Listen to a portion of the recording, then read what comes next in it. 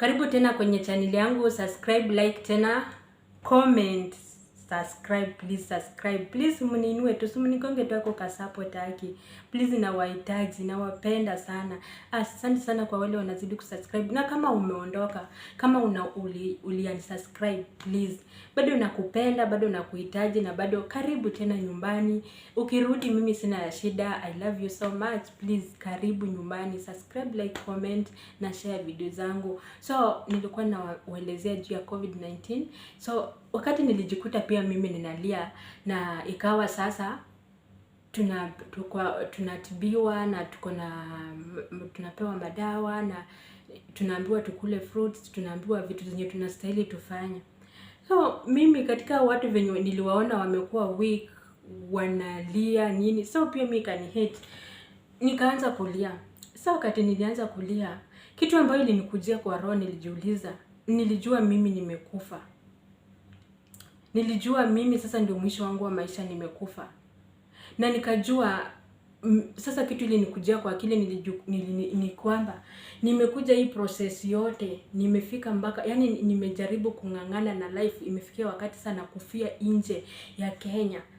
Na nikasema sasa nimeacha mtoto wangu sitaimuona, nimeacha wazazi wangu, nimeacha jamii yangu, hawatainiona hii muda yote, nimekuja kukufia huko. So nililia, nikalia. And one thing ilikuwa inafanya nilie, nilikuwa najua mimi nikikufa, mamangu pia atakuwa amekufa. Kwa sababu my mom ananimake na kuwa strong. My mom and my son wananimake na kuwa strong. Kwa sababu wakati ninaregea katika life, nakumbuka nikiregea mamangu atakuwa aje. Nikiregea nitakuwa namwangusha because mimi ni breadwinner wake, mimi ndio supporter wake, nimnunulie madawa. So mimi nilikuwa najua nikikufa mamangu anaenda kukufa, ama na mtoto wangu pia atakufa, ama na mtoto wangu atabaki aje. So hiyo kitu ilinihit, nililia, nikalia usiku. Sasa hata mimi sikuwa nalia mimi ni mgonjwa, nilikuwa nalia nikifikiria mamangu atakuwa aje ni venye nataka kukufa, kwa sababu mimi nilikuwa najua nitakufa. Yani nilikuwa na ili happen kama nimekuanga mgonjwa, hiyo homa madaka nipigia simu kama nimeblock kila mahali, nikamwambia ni homa tu. Sasa at least hiyo kitu ilikuwa imemprepare. Alafu mimi pia ilikuwa imeniprepare, but sasa mimi nilikuwa nimejua venye nilikuwa na feel, nilikuwa najua hiyo ndio mwisho wangu wa maisha. So nilipokuwa nalia usiku, nikaomba, nikaambia Mungu nimekubali ninaenda, but sasa yani nilikuwa nimelia yangu yote. So nikaamka, then nika post kwa Facebook yangu account, nikasema niko na nini wanaitanga aje, niko na depression. Then nikaacha tu. Thank you so much wenye walikuja, especially yourself. Oh, thank you so much. Umekuwa my friend for the long time. Na thank you so much. Ulini support. Yani tu yani wewe ndio ulikuwa tu the first thing. Yani the first somebody mwenye ulikuja kwa inbox yangu unakuniuliza ni nini inaendelea. Lakini kwa hiyo time singeweza kuongea, so sikukujibu, I'm sorry, but baadaye I think nilikuelezea kitu ile happen. So venye niliandika niko na depression, then nikaacha tu. So nilikuwa tu na wasiwasi, so nikachukua simu yangu, na unajua mimi nikiwa na shida naelezanga mamangu everything, na mamangu akiwa na shida ananielezanga, yani tuko close friend.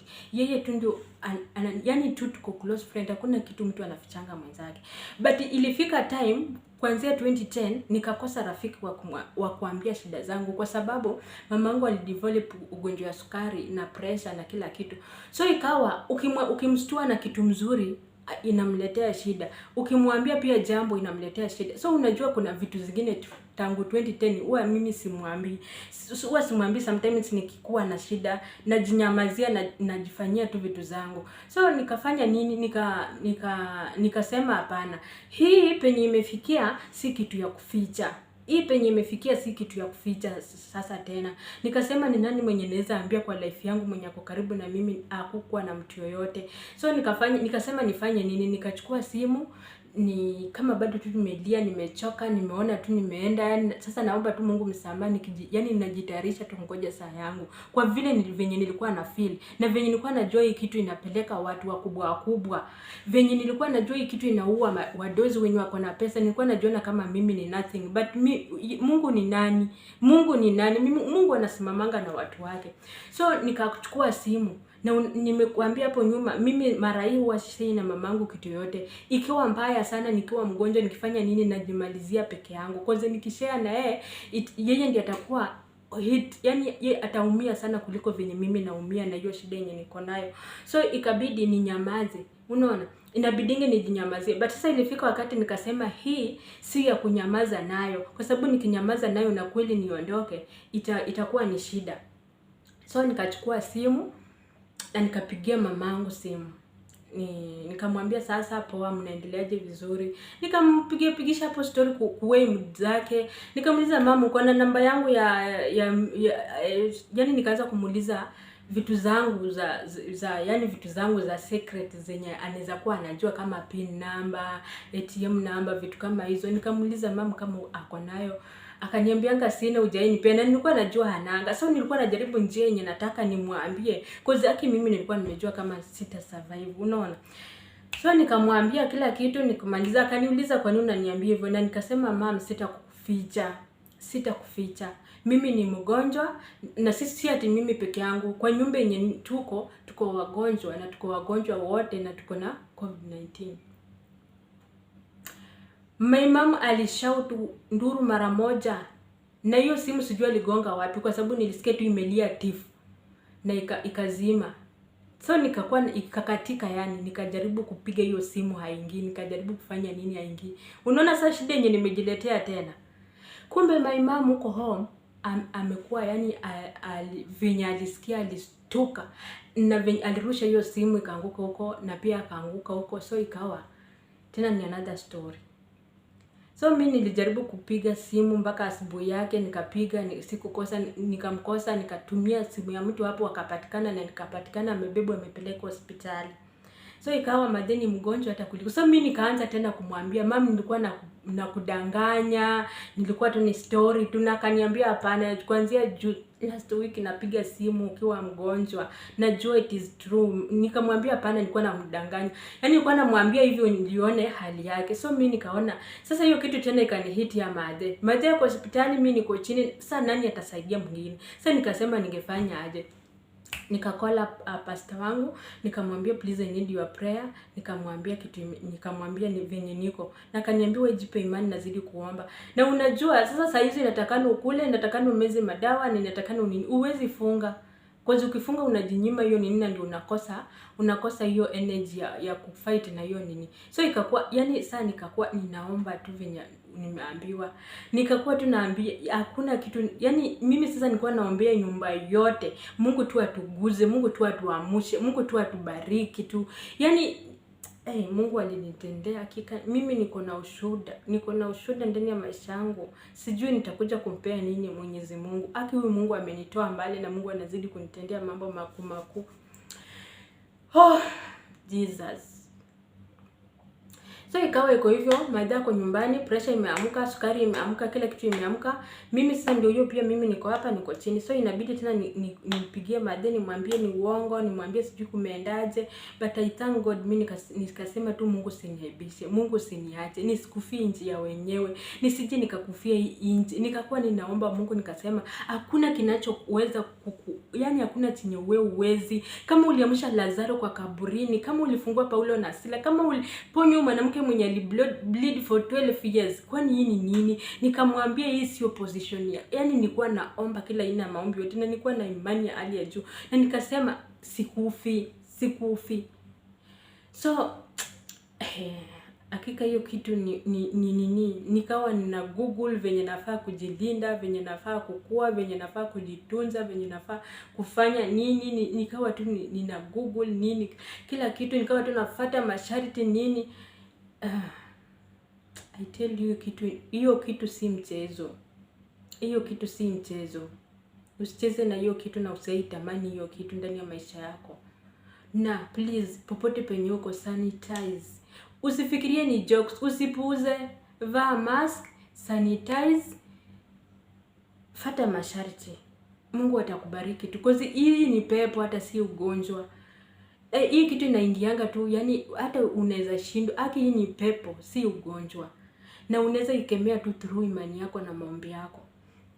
So niliongelesha pastor, kaniombea, nikaongelesha huyo rafiki yangu Sen, pia akaniguide, akanicancel. Yani tu niko karibu na marafiki wenye walikuwa wananitafuta, nikakuwa ninawaongelesha, nilikuwa nalia, nilikuwa sijielewi, nilikuwa nimekosa imani, nilikuwa nimeona yani nimedhoofika. But yani wakati unaonanga umefika mwisho, hapo ndio chanzo cha maisha yako. Hapo mimi nilikuwa nimeona nimefika mwisho, but hiyo ndio ilikuwa chanzo yangu. So nikafuata masharti na Mungu akanibariki. So mimi nikawa tu nangoja siku yangu ya kufanya nini, ya kwenda kwa Baba. But nikawa ninauliza Mungu maswali. Sijakamilisha mambo ambayo uliniahidi kufanya. Sijakamilisha malengo yangu. Sijakamilisha baadhi ya mambo fulani. Kwa hivyo Mungu, usiwahi niacha. Na Mungu usifanye kitu ikaniangusha chini. Yani usiniaibishe. Nikamwambia Mungu, nimekuwa mwaminifu kwako, na kuwa nikikuomba na kuwa natumikia, nimekuwa karibu na wewe. Usiniaibishe hata sekundi moja.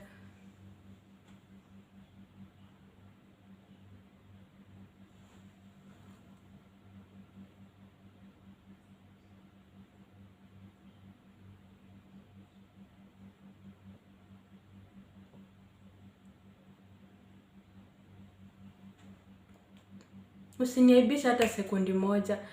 Poleni sana, sijui nini ilikuwa imehappen, but I don't know what ilikuwa imehappen, nini kahang, but it is okay. So hivyo ndio venye ilikuwa, but nikashukuru Mungu, nikafight, Mungu akaniamsha. So please comment tu hapo chini, na Mungu ako. Mimi Mungu ndiye ameniponya, Mungu ndiye alinijalia, na Mungu ndiye iliisha, na hiyo si position yangu tena. Niliahidi Mungu nitakutumikia, niponye tu kwa ile janga. Nikashukuru Mungu, pia mamangu akapona huko nyumbani na niko. So please, ndio bado naisisitiza kuwauliza, sisi ambazo tunatembea kwa manyumba za watu tukitafuta kazi, unaenda pale umebeba vitu zako, sijui umepimwa, sijui umeenda quarantine, sijui kwa sababu hao wanahitaji kila kitu. Uko na hiyo, unaweza wauliza pia hali yao, kwa sababu hao wanachukulia hiyo advantage, kwa sababu ni wadozi, hawawezi kukuambia hali yao. Unaona? Na hata hivi wakishikwa na hiyo kitu pia hawawezi kukuambia wako nayo, hata kama uko nao kwao, ili wewe ujitenge nao, ama ujue yani ukue na hali yako. Wanakuacha hivyo we mwenyewe, yani mpaka unakuja I don't know how to explain. So nyinyi wadozi okay, sitaki yani mimi napenda kuongea Kiswahili kwa hii channel yangu, because kuna mambo ambapo naongea ambayo sitaki hawa Waigurus na Mawaititus wasikie. Unaona? Ndio kwa sababu mimi hutumia Kiswahili mara nyingi sana. Kitamba pe mtu amfafanulia, ama kitamba ende Google nini, because I know watu wanatafutananga kwa hii internet wako sana. So sometimes wanaweza kukupata hapa, ama kama mdozi wangu ama ex mdozi wangu anipate hapa, atake kusikia ni nini naongelea kuhusu, au atake kujua ni nini naongelea kuhusu. Lakini kitamba fuata hiyo process. So hii ushuhuda ni kusaidia watu wa kwangu, na natoa ushuhuda kwa sababu ya familia yangu, yani watu ambao karibu na mimi, watu ambao waliniona nikikua, watu ambao wameona shida ambazo nimepitia, watu ambao wameona penye Mungu ameniweka, wasaidike. Siko hapa kwa sababu ya kuongea kizungu saidia kina Waitutu, kwa sababu most hao ndio naongeleanga. Unaona? Na nataka kupea mtu strength ule, yani tu ule mtu ambaye ako huko home na ana imani, ako huku na pengine anaona amefika mwisho, ako huku na pengine ameona hajiwezi, anapitia changamoto. Mungu yuko, kuwa na imani, muombe, kila kitu inawezekana mbele ya Mungu. Hata likuwe jambo ligani. Mimi nilitupwa katika simba. I know one day nitaongea hii kitu ambayo inanisumbua. Hapa Mwarabu si mtu ambayo unafikiria ni rafiki yako. hata ukuwe rafiki yake namna gani. Mimi nilikuwa rafiki wa Mwarabu, nilikuwa namfanyia kazi na nilikuwa namtengenezea pesa kwa sababu nilikuwa na manage business yake. Lakini siku moja tu alinigeuka na hakutaka kujua ile uzuri nilimfanyia, hakutaka kujua kazi ambayo nilimfanyia, hakutaka kujua pesa yenye nilimfanyia. Alinichukua na kunitupa katika midomo ya simba.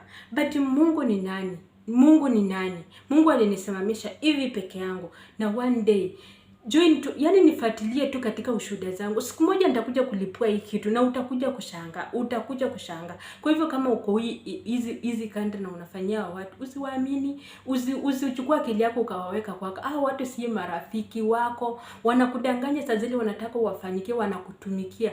Saa zile wanataka utumike, ndio saa zile wanaona wewe nini. Ukishamaliza kutumika, ama wakiona you are empty, ama wakiona mtu yani watu wanageuka anytime.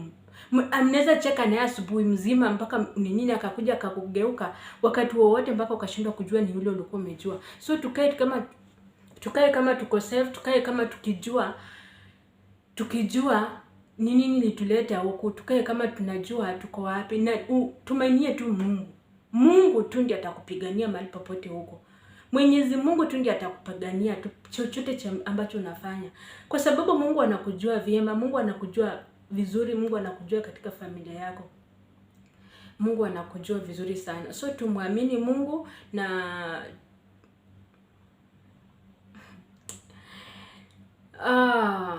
Mungu yuko, tuzidi kuomba na Mungu atakulinda. Please, hata ukiniona nimecut weight, nimekuwa na changamoto sana.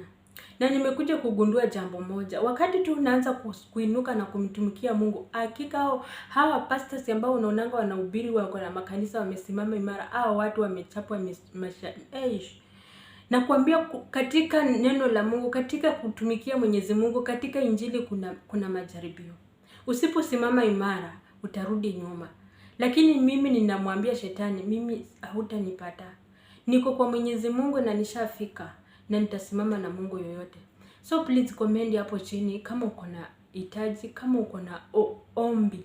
Yani kama unaweza taka mimi nikuambie jambo fulani. Hakika mimi nimepitia.